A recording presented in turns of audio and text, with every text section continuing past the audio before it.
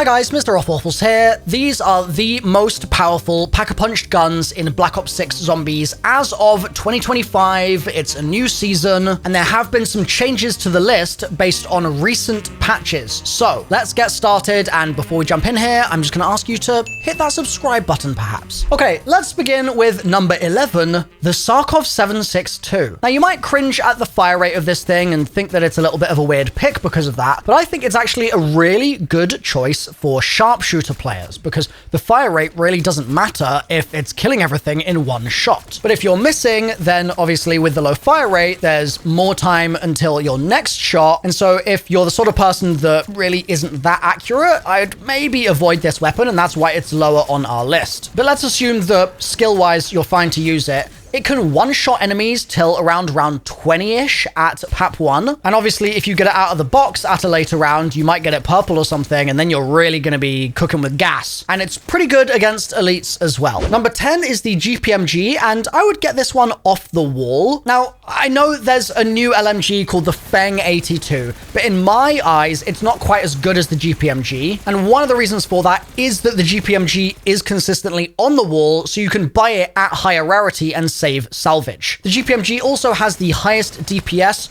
of all the LMGs, but if we're being really honest here, I think you could kind of use any LMG you wanted if you do really love LMGs, because they do all feel pretty similar overall. Number 9 is the AK. This is another one that you can get on the wall. It's a common wall weapon, but it does a surprisingly large amount of damage, and I'd say that it's definitely a good gun to pick up if you're lost and you just need a weapon in a pinch. And even if you do buy it just early on just to have a gun and then you end up keeping it, you'll find that it does some pretty good damage at higher rounds. So it can hit for around 6,000-ish damage, and it also becomes a 2-round burst sort of automatic hybrid because it's always going to shoot a second bullet when it's packed. And I think that is actually the reason why a couple months ago there was that weird bug where anytime you fired it when packed, it would drag the gun down to the floor. It was really strange. Number 8 is the GS45, and obviously it has to be akimbo. These are cracked on Terminus for the boss fight. They're cracked on Liberty for taking out Manglers. They're cracked on Citadel, but slightly less so because PhD's a little harder to come by unless you do that side quest. And they're still cracked on the Tomb. It's just a little different on the Tomb because you have to spawn in with them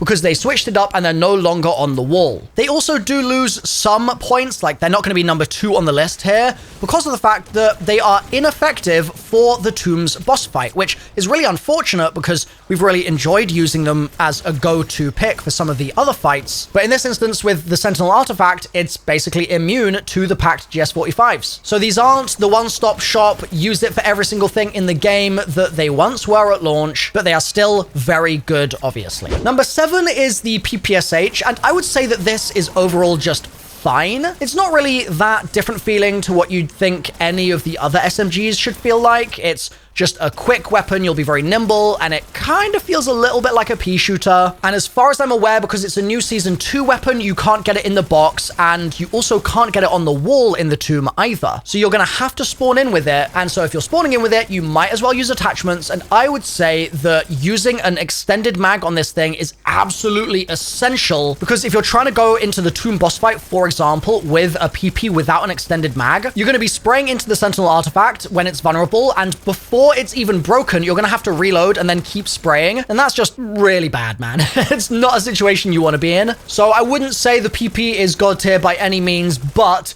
it's nostalgic. It's going to bring back some memories. You've got to use it with that iron sight. And then, yeah, you're going to feel right at home using the PPSh as just a fresh new SMG to try out. Number 6 is the SVD. This one's bounced around on my ranking lists for a little while now. I originally wasn't a big fan of it. Then I became a really big fan of it. And it's kind of floated between those two rankings ever since. And the reason for that is that there keep being other weapons that become the meta picks for various tasks. And the SVD is just always like a runner-up pick, essentially. So the way it works, if you're not familiar, is that when you pack a punch it, it's no longer just a sniper, but it also becomes a long-ranged sniper shotgun. So you can aim in and get the absolute crazy precision of a sniper, or you can hip fire with it and it's going to work essentially like a shotgun would. And the good thing about that is that it does tons of damage, but one of its hindrances is that its fire rate is not quite quite as fast as I'd like it to be. Like, if this thing had a double rapid fire and it felt a bit more like an ASG, it would be crazy. But without that, it still packs a massive punch, don't get me wrong, but it's just slightly more fiddly to use, and you have to be slightly more precise. So if you want an all-rounder weapon that can basically do everything, this is a good choice, but I wouldn't say it's necessarily the best choice for individual, more specialized scenarios. Number 5 is the ASG. This one's also bounced around up and down various lists since launch. It was insane originally, and then it got nerfed a little bit, and it kind of fell out of favor, but then Dragon's Breath came out, and that made it a lot more exciting again. And now it's in a place where it's really strong for the Tomb, for example. People are loving it in the Easter egg boss fight, and you can actually build it a couple of different ways. My current preference is to not run it with CHF barrel and not run it with reinforced, but instead to run it with long barrel, and that's because you don't want the extra kick that you get from CHF, and you want to prioritize getting as much damage range as possible, hence the long barrel. But then I'll build it also with a tactical laser, so you can use tac stance, and then you can combine that with the benefits that you get from that one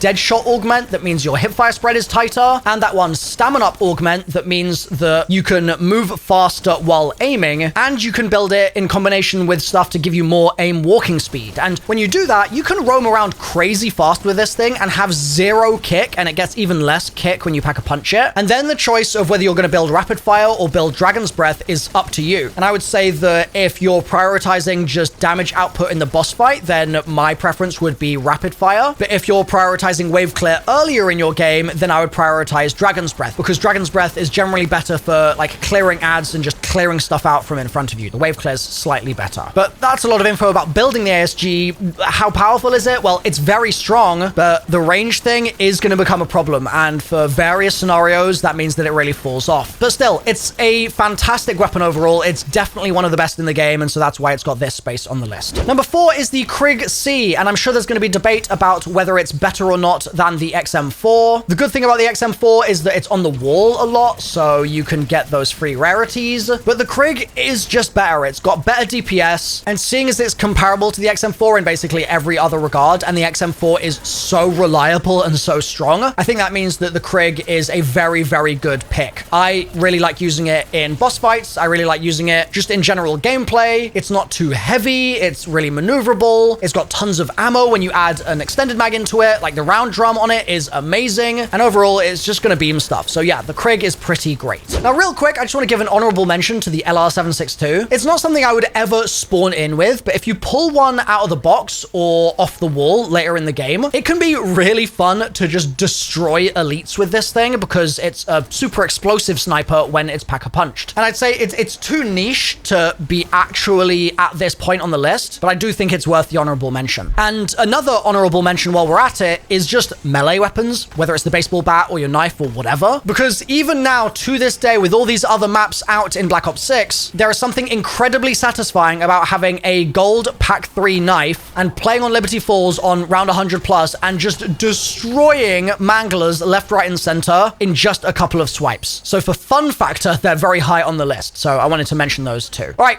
We're now at our top 3. Number 3 is going to be the Sorg Akimbo. The twins are still OP as hell. They are really fun to spawn in with. They shred basically everything, and they're really good even just at single pack blue rarity, and they'll be effective again until around round 20-ish. And their only downside is that despite the fact that they do melt elites and you're really mobile while you're using them, they're going to run out of ammo fairly quickly. So you're just going to need to be keeping tabs on that and buying ammo here and there, or just being a little bit more tactical about the way you use your ammo. But they're so fun to use and they're so strong that they absolutely deserve this number 3 spot. Number 2 on the list is the Siren, or is it Siren, or is it Saran, how you Americans say it. This is one of those guns where it feels like it just shouldn't be as good as it is. You know, it just doesn't really make sense. It feels like it shreds all the time. I can be in a game past round 30 and have it at PAP 2 and it's still going to be viable, which not all the guns in this game can say by any means. So overall, I really think that if you haven't tried this, you should consider it because it's very strong. It's one of my favorites. And now for number 1 on the list, it is, drumroll please, the AMR Mod 4. This thing melts elites and you don't even need attachments for it to be completely nuts. Like with it level 1, you can deal over 30k damage at triple pap with deadshot crit times 2. And it's not like you're firing once every minute as well. It's got a super fast fire rate and it's got good penetration damage because, I mean, this is a Barrett 50 cal just with a different name, guys. And it's really accurate, obviously, and it's really easy to use relative to some of the other weapons in its class as well. So give this a go. It's gonna nuke stuff that you put in front of it. And now that you've got some weapons of choice, click through on the screen right now to some other zombies videos for you to consume while you slay out. I'll see you guys there. Bye for now.